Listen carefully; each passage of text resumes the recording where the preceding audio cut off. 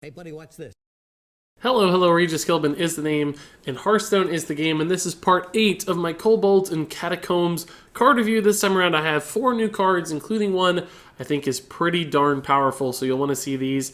Up first, of course, I'll be doing my detailed reviews, but if you don't have much time, you just want to see the card reveals and my 5-star ratings, use the link in the description below to skip right on down to my quick reviews. But if you do have time to stick around, I'd like to discuss these cards in pretty great detail, so let's go ahead and jump into that.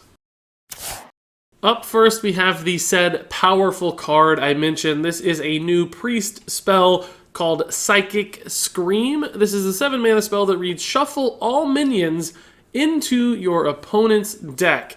And I think this is an incredibly powerful removal spell, exactly the kind of thing that priest can take really good advantage of. Because, guys, this is sort of like Twisting Nether. Think of a card like Twisting Nether, right? Twisting Nether kills all the minions on the board. Psychic Scream does the exact same thing. It kills the minions on the board. Now, a lot of you would make the argument, it doesn't really kill them, you're giving them back to your opponent. But for all intents and purposes, it kills those instances of the minion. It's no different than making a copy of that minion and adding it to your opponent's deck, because they have to redraw that minion to play it. And of course, if you kill 7 minions of your opponents, they can only draw 1 per turn, and they have to spend the mana on that minion again. So it's a huge tempo advantage to stick those minions back into their deck. It's as good as killing them because they have to redraw them eventually. So this is a very powerful tempo board swing kind of card, even more so than Twisting Nether, because this also silences minions. Twisting Nether doesn't deal very well with death rattles. Psychic Scream, death rattles don't matter. You ignore the death rattle, you still just send the entire minion back into your opponent's deck. So this is sort of a catch-all, unbelievably high tempo removal spell, and only for 7 mana, which honestly is a pretty affordable tempo spell at that. So if you're super far behind in the game, your opponent has a ton of minions, you cast Psychic Scream, and you buy yourself just an unbelievable amount of time, because they have to redraw into those resources, replay those resources. You're not worried about that because you've stalled for so significantly long with Psychic Scream. Now, of course, if you're in some sort of fatigue priest deck where you're trying to outlast your opponent until the very last card, giving them additional resources like that with Psychic Scream could be risky.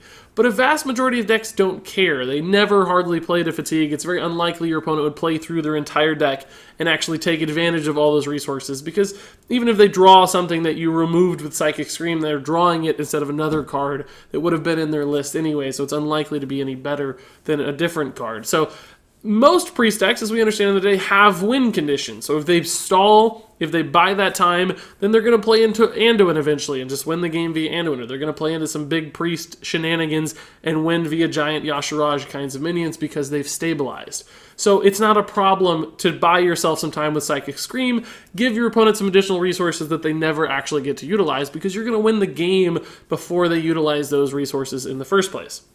Now, of course, the other downside with Psychic Scream, if you're talking about any downsides at all, is that it does shuffle your own minions into your opponent's deck as well. So you do risk giving them some of your stuff, but here's the thing. You get to dictate when you play Psychic Scream. You also get to dictate trades before you play Psychic Scream. So if you want, you could sacrifice your own minions, suicide them just to ensure they don't like get a Kazakis or something that pulls them out of a game that would otherwise be lost. You can take anything super valuable of yours and make sure it's dead, or just wait to cast Psychic Scream until a time that you're not giving them that incredibly valuable resource, if that is the case. Usually it wouldn't matter if you gave them a Kazakis or a Raza, because their deck is not built in a way to support that kind of card. But if you have to play around those sort of crazy circumstances, it's still possible to do so with Psychic Scream. So to me, this looks like a perfect removal card for the 2 most prominent versions of Priest, both of which are arguably tier 1 decks right now in the meta and seem to be getting stronger, because if you add good cards into a Raza-style list, then the list often gets better because they have more pool to choose from, more good cards to choose from, and this one seems to fit the mentality of the deck perfectly. So Psychic Scream to me looks kind of scary good for Priest. I'm terrified by this card and the implications it has on the meta, because I think it's exactly the kind of all-sweeping, catch-all board clear that Priest has never really had. They've had things like Light Bomb and Dragonfire Potion in the past that cleared most stuff in most board states, but could sometimes be played around. You can't play around Psychic Scream. It's going to happen, and it's going to clear your board no matter what you do. And that's terrifying because it means Priest can probably just take care of all of your stuff and then move on to win the game like they already do most of the time. So Psychic Scream, if it's a card they draw, it's going to be very, very, very powerful indeed. So now let's move on to the other class card in my list. This is a new mage minion, the Arcane Artificer. It is a 1-mana 1/2 elemental, so another little elemental card we've seen given to mage, so it seems like there might be some legs in reviving the elemental archetype for mage, something that's only barely been explored at all. We've only scratched the surface of elemental mage, but clearly Blizzard's looking to angle them in that direction a little more with cards like this one, and it has an effect that reads, whenever you cast a spell, gain armor equal to its cost. And I'm a pretty big fan of the Arcane Artificer here. For one reason mainly, and that's that I like low-cost cards which have a way to be good in the late game as well. Because often if you're running in a mid-range or control-style decks, and you have these early game cards that are only good in the early game, they can be totally dead draws in the late game and really cause you problems, because they're not the kind of thing you want to see on turn 8 or turn 9 or whatever.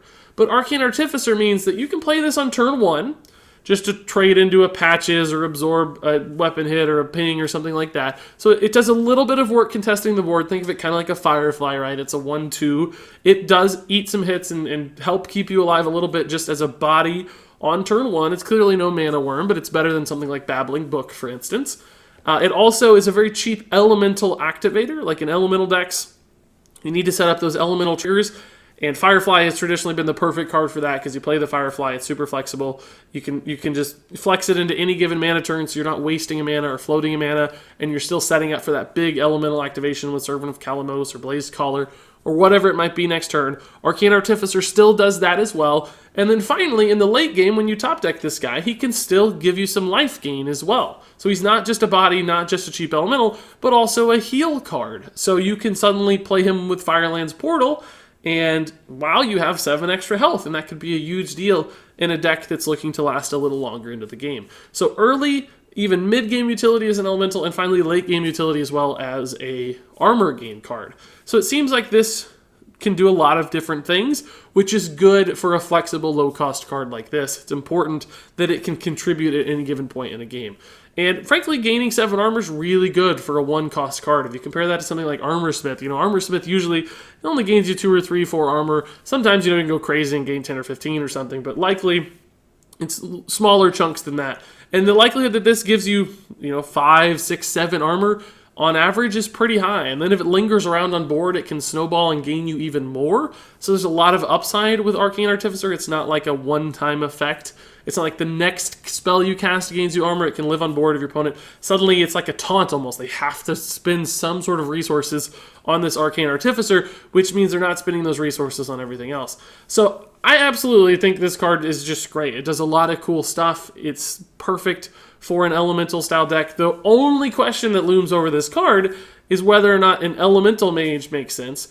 But frankly, even if it doesn't, I kind of think this could make the cut in just a control mage, sort of the Jaina style mage, because that is really an elemental deck in a lot of ways. It's not purely an elemental deck, but of course, it does benefit from elementals because of Jaina. So that grinder control Jaina deck makes sense for Arcane Artificer. Even a more all-in elemental deck with even more elemental pieces makes sense for this card. So I think this is, frankly, is about as good as it gets for a cheap mage minion. It can do a lot of different things. I think it's a fantastically designed and probably very powerful little card. So now let's move on to another arcane card. This is a neutral one though. This is the Arcane Tyrant, a 5-mana 4/4, also an elemental, and it reads cost 0 if you've cast a spell that costs 5 or more this turn.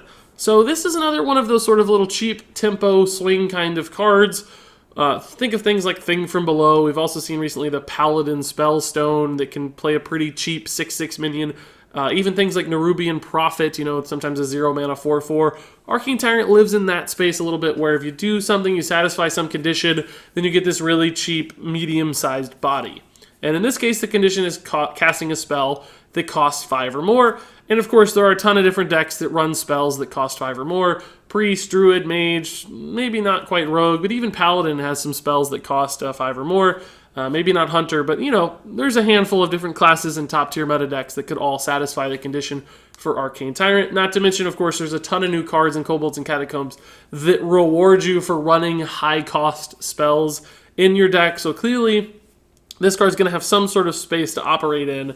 The question is it good enough to make the cut in that space?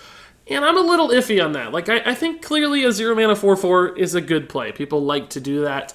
But the question for me is it strong enough by the time you've reached turn 5? Because obviously, outside of some kind of crazy shenanigan, Arcane Tyrant's really going to only be coming down after turn 5.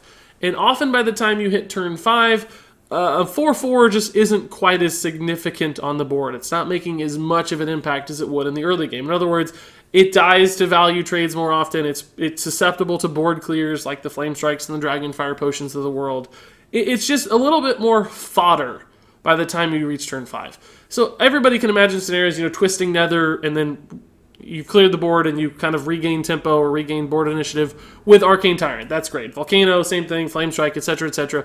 There's a lot of cards that would set up that sort of play and look pretty powerful.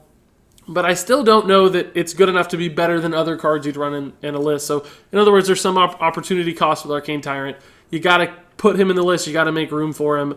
I think there's potential, though. I just don't think it's going to be in every deck. It's only going to be in decks where it makes a lot of sense. There's some refined list that really supports this, and they have enough spells to do it consistently, because otherwise this could just be a dead card that sits in your hand, and you never really have the opportunity or the impetus to play a 5-cost spell. So you're just sitting on this Arcane Tyrant waiting over and over again, and then sometimes you might just have spare mana and you have to play a 5-mana 4/4, and that doesn't feel very good. So maybe an elemental deck specifically that has some exact assortment of spells that make sense for Arcane Tyrant could make this one work. Other than that, I don't think most decks are going to be looking to squeeze this one in. I don't expect it to make a major impact on the meta, but certainly nothing fundamentally wrong with the card. It has some strengths. It makes sense in certain environments, so I suspect it will see some amount of play. And then finally, one last card for this review. This is the Grand Archivist, a new epic neutral minion. He is an 8-mana minion, and he's a 4/7 in stats, and his effect is, at the end of your turn, you cast a spell from your deck, and the targets are chosen randomly. So you slam this guy down for 8 mana. He's a bit like Tortillon Primalist as an 8-mana cast a random spell card, but instead of discovering a card and casting it with random targets, in this case, Grand Archivist actually pulls one from your deck. And by the way, he does actually remove it from your deck. That has been confirmed. It's not just a copy of a spell. He's taking the actual spell from your deck, and he's casting it with random targets. So I think ideally, with something like Grand Archivist, you're thinking about things like Flame Strike. If you have a Flame Strike in your deck, that'd be great to pull from Grand Archivist, because you essentially get to cast a 7-mana spell, and you get essentially a leftover 4/7 for theoretically 1 mana. There's other examples you could think of, right, that are just good universal spells to cast. The problem, of course, is that he's pulling a random spell. So you have to build your deck in a very, very narrow manner if you want Grand Archivist to hit the right spell at the right time and not backfire. And of course, there's just not many decks, not many archetypes, not many classes whose spell pool would actually support that working. Because, if you have any targeted spells like a Fireball, for instance, in your deck, he could pull the Fireball and just hit you in the face and kill you. There's always that opportunity for this thing to backfire. So essentially, you're sacrificing a ton of stats in an 8-drop, because clearly 4/7 is not an 8-drop stat line, and of course every other 8-drop in the game has really positive, powerful effects as well. So you're sacrificing a ton for the potential upside that a spell you pull randomly does some sort of work. And frankly, that's just too inconsistent, too reliable, too unreliable, too compromising as far as building your deck. You have to do some crazy stuff to ever make this thing work consistently, and that would just make your deck too terrible on average. So I can't imagine any sort of just perfect spell, and it's the only spell in your entire list, and you don't draw the spell before you play Grand Archivist. There's just too much up in the air. Too much at risk with this card. The stat line is terrible. It backfires all the time. So Ultimately, I think this is 100% just a meme card, just for goofs, just for fun, just for laughs, much like things like Tortillon Primalist in the past. I don't think this one's going to make any sense. Maybe it's okay in Arena occasionally, probably the same way Tortillon Primalist is okay in Arena sometimes, but even more unpredictable perhaps, and certainly not a card I expect to see any in constructed format. I think Grand Archivist will be forgotten pretty quickly. And with that, that wraps it up for my detailed reviews. Now what I'd like to do is jump into my quick reviews where I rate these cards from 1 to 5 stars. Psychic Scream is a 5-star card. Arcane Artificer is a 4-star card. Arcane Tyrant is a 3-star card. And Grand Archivist is a 1-star card. So that wraps it up, folks. That's part 8 of my Kobolds and Catacombs card review. Actually a handful of pretty decent and promising cards in this little sample, so I'm excited to see what these do. I'm also excited to hear what you guys have to say about these cards. What do you think looks good? What looks bad? What makes sense to you? What do you not see working? Leave all those thoughts in the comments below. But until then, thank you so much for watching, and until next time, game on.